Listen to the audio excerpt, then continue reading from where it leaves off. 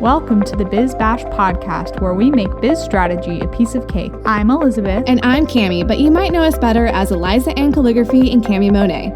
We want to help you, our fellow stationers, artists, and calligraphers, confidently build a profitable and personality-driven creative biz. We're here to share our honest-to-goodness advice and actionable strategies for ambitious artists. So put on your party hat, quit being a procrastinator gator, and let's get this party started.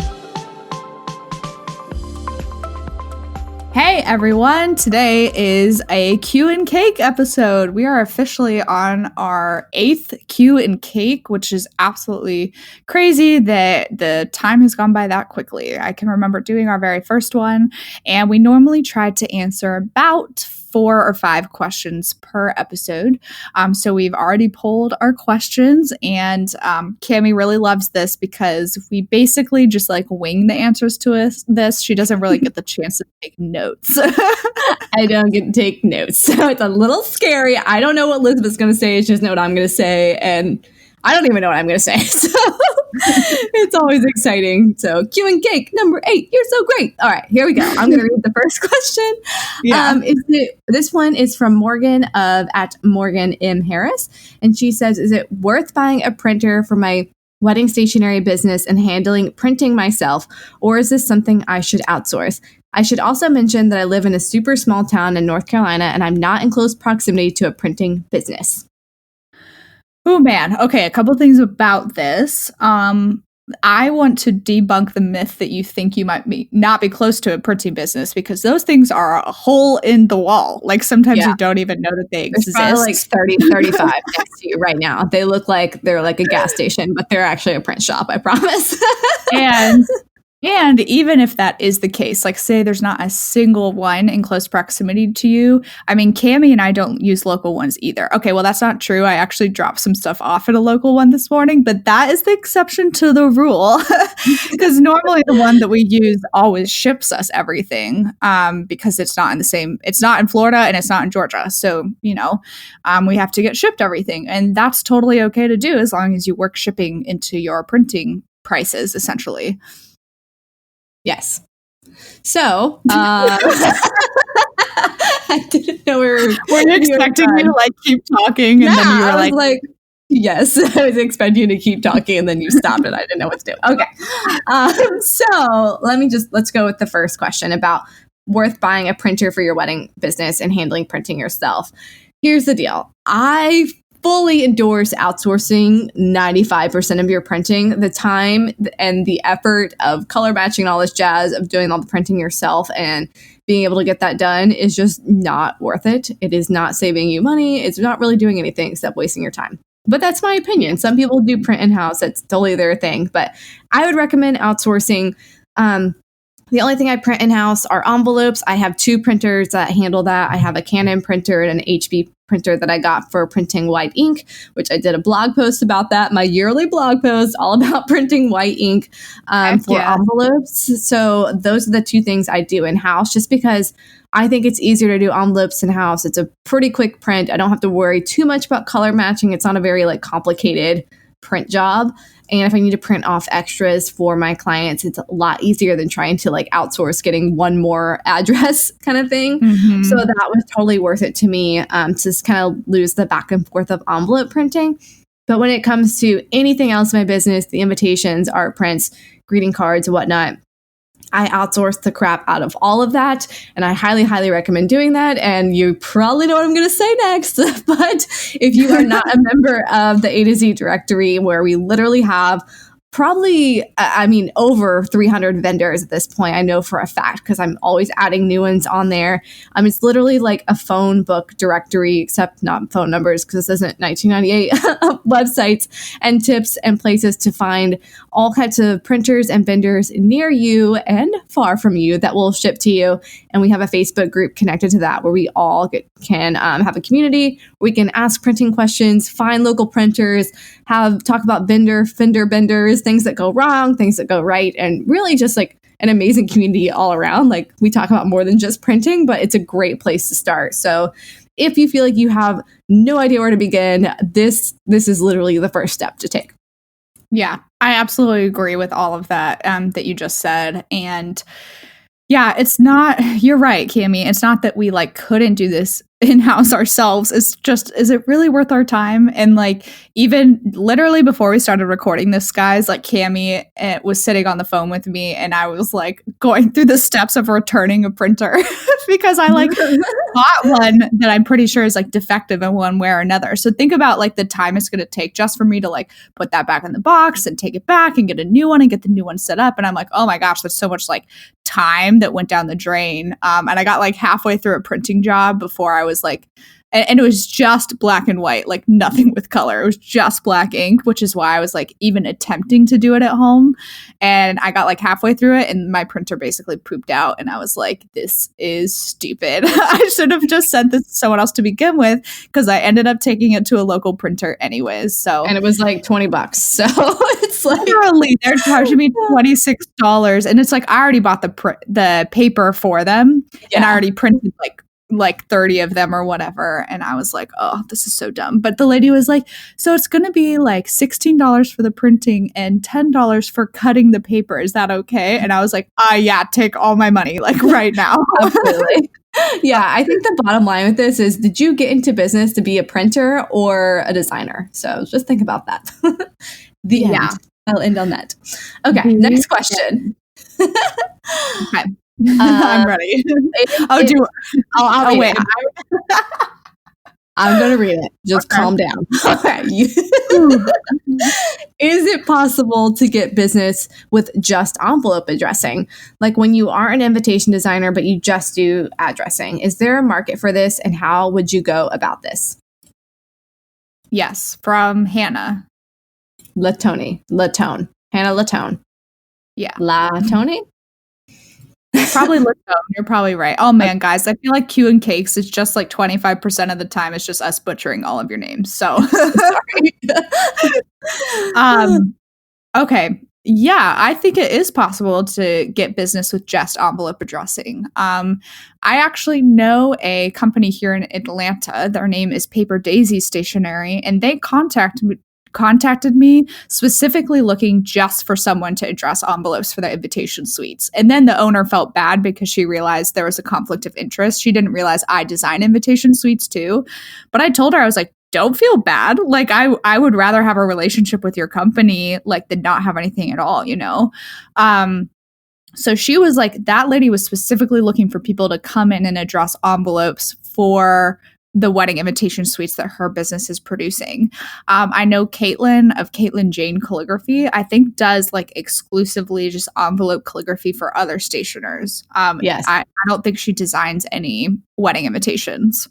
Yeah, I think you're right on that. I think there's a lot of calligraphers out there. Like I'm thinking of like the calligrapher that I got to do my wedding invitations. I don't know if she still does them anymore. And I think she just did calligraphy just for stationers in like local stationers in Knoxville, and they would just refer out, and that was like all she did. So absolutely, I think the secret to this is getting connected with the stationers, because I promise you, actually, a lot of stationers are looking for calligraphers to partner with, especially if they don't offer that as a service themselves. So they're trying to figure out to outsource it and have someone who can, you know, be easy to work with, have different styles, you know, or like one specific unique style to them. And I think your ticket here is to get connected with other stationers. Yeah, I agree. And I will say too, though, you need to be like very careful that if envelope addressing is your only thing, you have to remember you're like using your hand constantly for that. For the writing. So you just have to be like really careful and aware that like carpal tunnel can happen or this and that. It's like, how long will you be able to just address envelopes? So maybe think about like, could you do spot calligraphy for invitation suites? Could you like license your calligraphy for projects that maybe that will require less time, but be like a high payout for you, but still in the calligraphy like sphere of work essentially? Yes, I think that is a brilliantly genius response. Like we just nailed this and it was so condensed and perfect. I love it. Boom. Boom. You can do it. All right. I wrote here that I think, guys, we're ready to answer the next question. We have had this one on the docket for a while, but we always get wary of answering anything that's like legal or finance based. Okay, so disclaimer before we do this. you just need to double check your facts with like somebody else. Like, don't take our word as law, essentially. We are sharing our experience with this, basically. We are sharing our experience and what we understand. And so Brooke of Sirens_script asked, what are your thoughts on a sole proprietorship versus LLC? I'm in the super early stages of developing a side hustle, and I've been researching the topic and still cannot come to a decision on what would be the best for me. Any insight you can provide would be super helpful. So I'm like, I think we're ready to at least like talk about what we do for our businesses and why. Perfect. Okay, so we individually are sole proprietorship. Like Cami Monet is a sole proprietorship, Elisabeth and Calligraphy is a sole proprietorship, and then together as Biz Birthday Bash, we recently just formed an LLC with that. Yeah, and the LLC includes us as people, not us as businesses, just so there's no confusion. Yes. Right. Because otherwise people might think that it's like an LLC for our businesses or something weird. Yeah. we are like employees that hire. We are the employers and the employees, because we literally had to sign paperwork that said we were hiring ourselves basically within the LLC, and we pay taxes as an S Corp, which I don't know what that means. Yeah. Okay. Help me out here. I can outline the difference really quick. So you can either have an LLC that's a C Corp or an S Corp. And you are automatically a C Corp if you start an LLC, and you have to elect to be an S Corp, which is what Cami and I did, because we would prefer to like get W-2s from our business for tax reasons. We sat down with our accountant and went over a bunch of the stuff and like tax benefits and all this and all that. And S Corp is what made sense for us as an LLC. If you found a single member LLC, it actually operates super similarly to a sole proprietorship, is what I understand, Cami. I don't know if you've heard much about that, but it's like you would pay yourself the same. Like you don't have to put yourself on like payroll or anything. You just like transfer the money from your business account. Yeah, right. Business account to your personal bank account, and you make a mark of that in your bookkeeping system, etc. But it's when like an LLC involves like 2 or more members, I think that you have to determine that like C Corp versus S Corp, which is, what we did. Right. And then why don't you cover what sole proprietorship is, since we skipped that. Okay. Well, basically, if you are in the early stages of just starting your business, you obviously want to be a sole proprietor, because literally as you start, you're automatically a sole proprietor. It's not like you don't have to do anything. You don't have to like call anybody or fill any paperwork. You're just a sole proprietor as just being your own person. I'm explaining this horribly, but you don't have to form your business as an LLC or S Corp or anything starting out. Just be a sole proprietor, and it's basically just like paying taxes. Like, oh, gosh, I'm butchering this. You're not butchering it. You're not butchering it too much, because what ends up happening is you pay self-employed taxes as sole proprietor. There's the word I was looking for. I was like, there's a very important thing that I'm leaving out. I can't think of it, so I'm just going to keep rambling. So that's part of the reason we did LLC S Corp, because when you pay yourself as an employee, that like tax rate is less than when you pay yourself as a sole proprietor, because you're paying self-employed tax.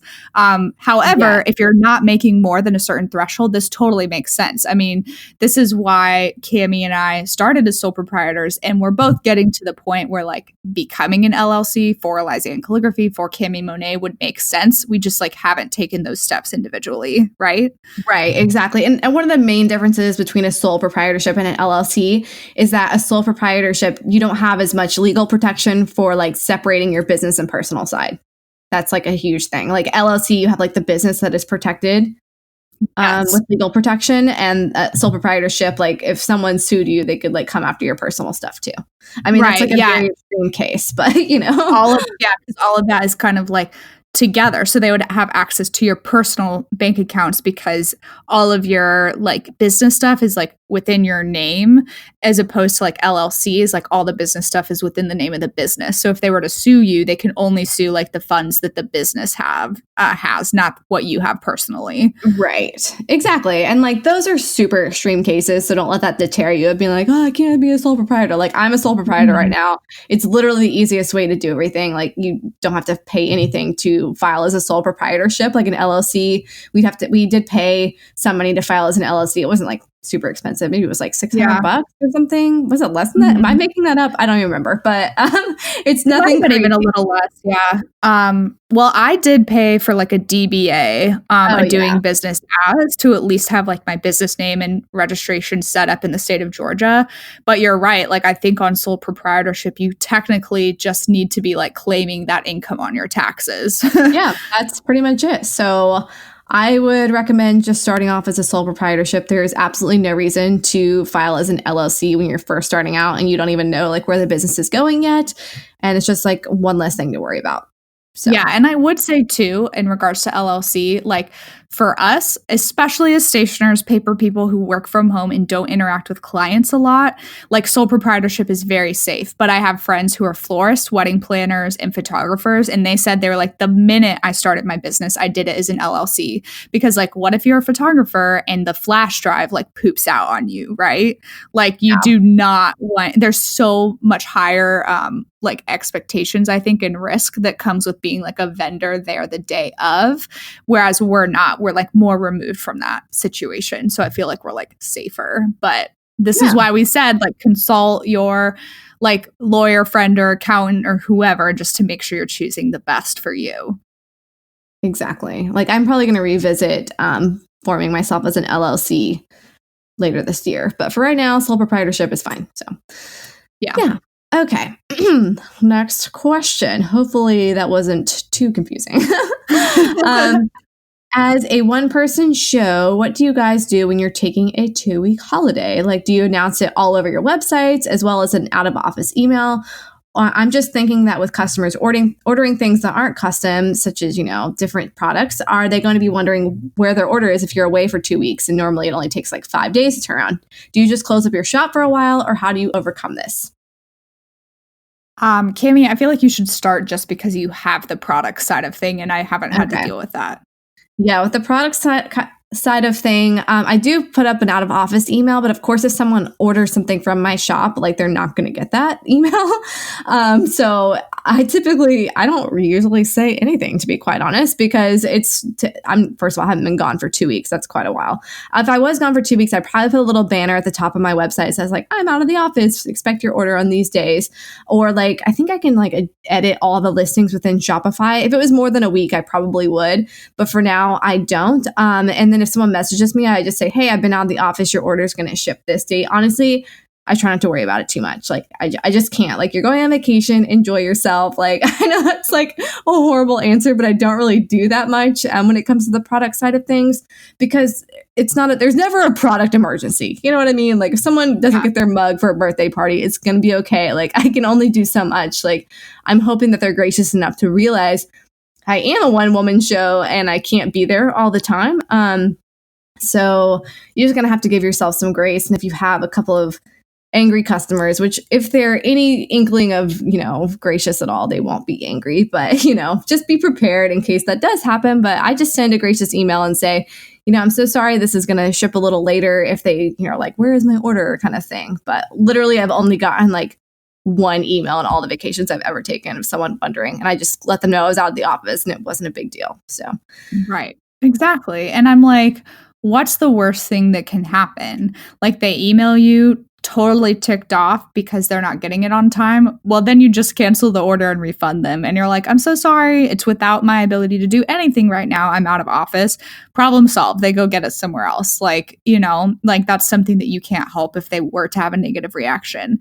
I don't think there needs to be this like huge thing of grandeur. But it is nice. Like if I were to be that gone, I tend to try to put something up on my Instagram account, either the most recent post or if I schedule posts for when I'm away, I always make sure that they mention I'm out of office.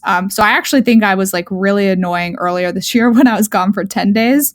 Because every post that I posted had exactly the same caption. Yes, I remember. It was like, currently like out of town. And I don't know why I decided to do that. I just think I was like stressed and probably just wanted to get captions out of the way, and probably wasn't the best choice ever. I would just recommend doing like one post. But I think it's because I wanted people to still see stuff. I have no idea what the strategy was. Clearly, I was like very stressed after having like moved apartments, like and then going on vacation and like all this stuff, and that's the decision I made. So and she went with it. So yeah, I mean, it's kind of up to your discretion. I don't know how many orders a day you're getting. Like if you're getting like 50 orders a day and it's going to be a serious buildup when you get back, you probably might want to consider hiring someone for that. But like for me, I'm probably going to have like 50 orders when I get back from a week vacation. That's not that big of a deal. Like I can just whip that out versus like, Did you say 50? Yeah, maybe like 50. I don't know, between Etsy and then not a day, like, No, but I said, but dang, like the fact that you said like you could just whip those out like 50, I mean, like that like gives me a heart attack. Like, it's going to be okay. Like I think if you're at the level where like there is so many that it would get crazy build up, you probably will already have someone hired, hopefully by that point, to manage orders. So don't stress. Go enjoy your vacation. That's what I have to say about that. I agree. And if you have an Etsy shop, like you can definitely, I've seen people put it up on their banners there or just like close their Etsy shop so they don't have to deal with it because people on Etsy get crazy. But I know that also affects like sometimes like how your listings are ranked. So I know some people don't like to do that. They just like to put up I've never put my shop on vacation mode on Etsy. I don't think I ever will because it does affect it. So don't recommend doing that. There you go. Yeah. Okay. So now that we kind of answered that one, sort of. Okay. Elisabeth, you want to read the next one? Yeah, sure. This is from Rhiannon of Rye Hair. And she asks, with invitation suites, how do you balance displaying your work with protecting your client's private info, such as home address, ceremony info, and or guest lists? Do you feel like it's necessary to get explicit permission from the client to display things like that online? No, I don't think it's necessary to get their permission to like display the invitation suite. But yes, like I do try to be cautious about those types of details, especially if I'm posting it before the wedding happens. Yeah, like kind of blurring out the location or the time so that random people aren't just showing up kind of thing. A few of the invitation suites I post, I'll just like take out the location and like nobody even notices. I don't even know if people actually look at the location. Like what creeper really looks at a picture and is like, going to this one, like gonna find all the weddings on Instagram. But I do take them out, especially if some clients I can just tell they're more worried about it than others. And so I'll take that extra step.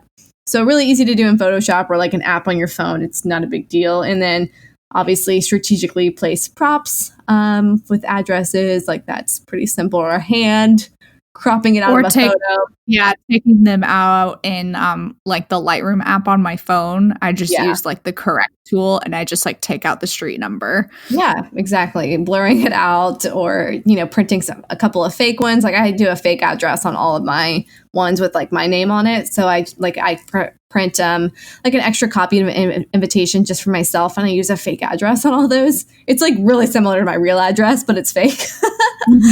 Even though I was just talking to Elisabeth about this, I'm like, okay, who really, I might get some flack for this, but who actually goes on Instagram, sees a picture of an envelope and it was like, oh, there's an address, I'm going to go rob their house now.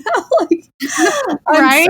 I just don't get it. And like every single thing I mail out from my shop has my return address on it, like my actual home address. So I'm like, some creeper really wanted to know where I live, like they would order something from me and have my address. Like it's out there, like I don't know. It's more of like, because we were talking about this and laughing about it. And I was like, it's more of like you're showing your client that you made the effort to like respect their information because like it's true. Like in reality, really, what is going to happen? Like who is out there like looking for stuff like that or just like being a creeper or whatever? I mean, there are people that are definitely like doing things they're not supposed to, but I just feel like it's just good to take that step like for your client's sake. But I do not ask my clients like permission. I just start showing their stuff. And if they ask me to stop, then I'm like, oh, okay. Like, thank you so much for letting me, you feel that way. Yeah. I've never asked permission either. Actually, I know my clients love when I share stuff, like they repost it. Like, I think they feel a little let down if I'm not sharing stuff. I'm like, what was wrong with mine? Like I've kind of set that precedent that I'm going to show the crap out of stuff. So it's not weird or anything. I've never had anyone ask me to take anything down. Yeah. And I know that Empress Stationery, I feel like this round of podcasts, she's like come up a lot, but she's just like awesome. That clients like look forward to her styling their invitations so much for Instagram posts that they will like email her asking like, when are you going to post my suite on Instagram? Because they like want to see it up there that bad, because she's kind of like known for her styling and her beautiful photos, and her feed is just amazing. So. Yeah, I reposted one of her images from the Stationer Summit Instagram, and one of her brides came in and commented, was like, "This is my invitation suite," and I'm like, "That's awesome." Yeah, I was super excited to see it on there. So like, yeah, I think most people are more excited than they are like upset. I don't know, like, yeah, I think so. I think I've only had it maybe happen once or twice. And one of the times was like my bride like absolutely adored me and was so happy with her invitations, but she did have like Liza Minnelli. She's like related to her. So and Liza Minnelli is a comedian, and she was like, for it's better to like cover up my aunt's information since she is like on the side of being a celebrity. So I had to like go back and like recrop this image I had previously posted with her stuff on there. Oh wait, no, it's not Liza Minnelli. What am I saying? Like, I have no idea. Just scratch that, guys. It's someone with like a similar name. I feel bad, but I can't remember. I feel like I know you told me the story and I can't remember who it is. Anyway, yeah, if it's like a famous person that you're doing work for, you should probably hide that, because I feel like that's just kind of understood on that one. But like, I don't know. I just feel like when I look at pictures of like a full invitation suite, I have never like zoomed in to see like all the details. But right, yeah. Maybe I found who it was. Lisa Lampanelli. So similar name, but not Liza. So similar. So similar, seriously. And so she just said, she was like, out of respect for her and her privacy, can we like remove her address or recrop it? And I was like, of course. I was more than happy to do that for her. Yeah, not a big deal. So yeah, we just like tore through those like nobody's business. Dang, we did. That was like a marathon. I mean, a sprint, not a marathon. That was like a sprint Q and cake for sure.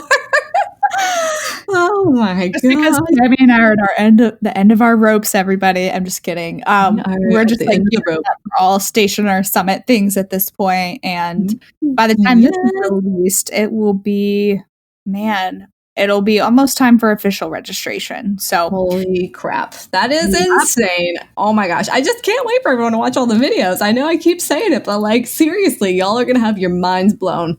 Like literally just exploding with awesomeness, because it's pretty legit. I've already learned so much stuff. Like I know. I can't wait, because like official registration will be so fun, because the content will drop for the early bird people on the Monday that official registration opens. So all those people are going to be like watching their videos and like posting about it and like tagging us, and then other people are going to sign up, and yeah, it's good, guys. You know how you feel when someone like is about to experience a new TV show or a new movie for the first time that you've already seen and you know it's amazing? That's how I feel for you guys. Like I've already seen that, like all the videos, and I'm like, oh my gosh, they don't even know what to expect. They don't even know what surprises they're in for. And then you guys are going to see it, and then we can finally all like rejoice and be excited together. So. Yeah, I know. Totally. Yeah. Okay. So I just confirmed that this podcast will go live on September 10th, which means next Monday. Gosh. Yeah. A week. Next Monday, September 16th is when all the content will drop and go open. Guys, we batch these, so this is being recorded like far in advance. So we also have to go back and like remember, like, now when is this being posted? What is happening? I know. And then Q and Cake is always the last episode of the day. So it gets a little weird. It's a little crazy. And every day a Q and Cake is released is when we're usually recording our next round of podcasts. Oh my gosh. So we're going to be recording a week before launch. That's not a good time. I think we purposely moved it forward. Remember? You're right. We are so smart. I can check our little planner over here. She's so good. Oh, thanks. I try.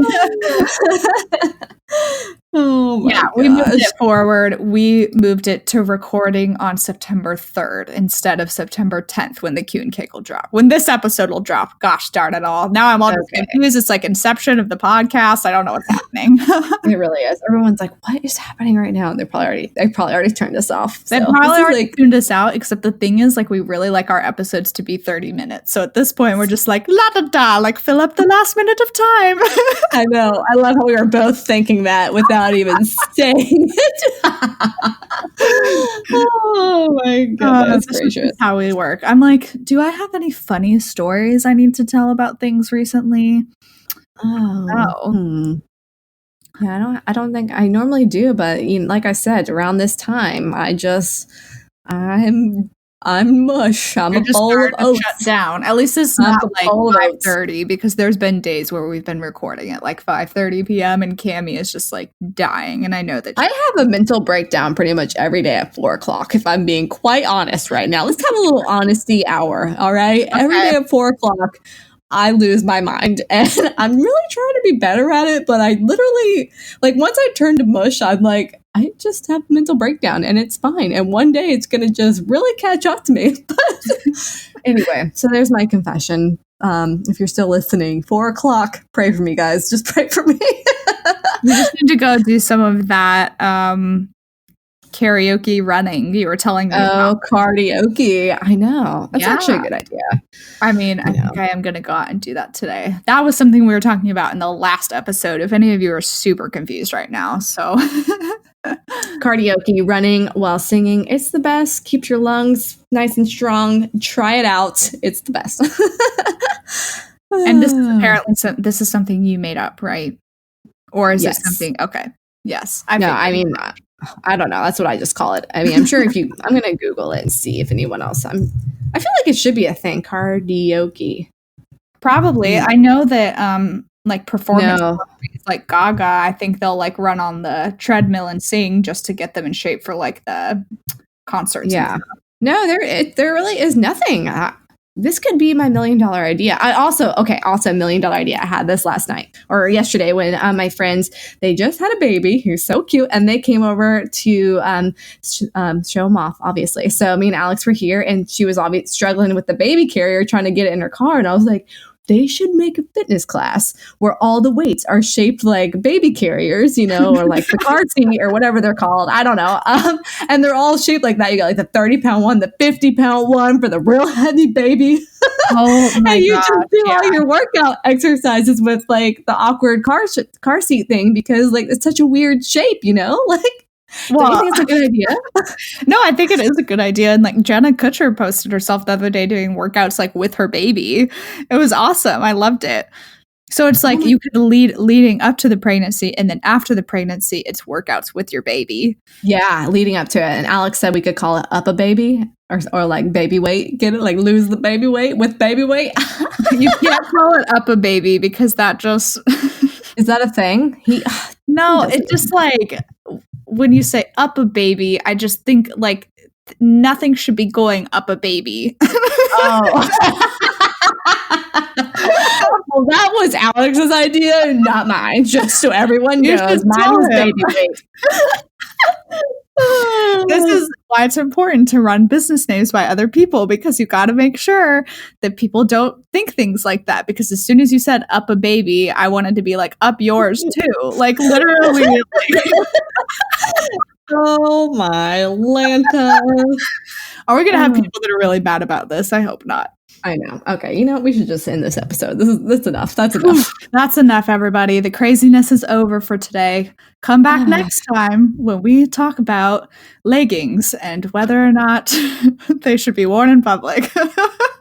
And yeah, absolutely. I bet you guys know my answer on this. So we shall see. I'm just kidding. We both wear leggings in public. Yeah, exactly. I also I will share one more million. No, I'm not. I'll save that. I'll save that $1 million idea for next time. I'm going to leave them on the edge of their seat. Yeah, I can't share too many $1 million ideas all at once. This is like my really $1 million idea. It's a good one. Okay, so well, are you sure you want to share it? I'll think about it. Let me trademark it first, and then maybe I'll share it. So That sounds good. That sounds all right, you guys, that is it for today on Q and Cake. If you have other questions you would like for us to answer, you can submit them at bizbirthdaybash.com/Q and Cake. And then, of course, don't forget, next week is official registration for Stationer Summit. All the content goes live on September 16th. So this is your last chance to get in the doors of the Stationer Summit before it is literally closed forever and into the Disney vault. So get in on that. Yeah, agreed. All right. Well, we love all you all. Thank you for staying around if you stuck through it this far and all the craziness. Yes, we love you guys. Bye. Bye. See you later, wise guy. Oh my gosh, she stole it from me. You weren't going to say anything. You said goodbye. I know. I didn't have anything. I wasn't ready. I was just ending it there. Oh my gosh. Oh gosh. All right. Goodbye, everybody. Eat some cake, birthday snake. Oh my gosh.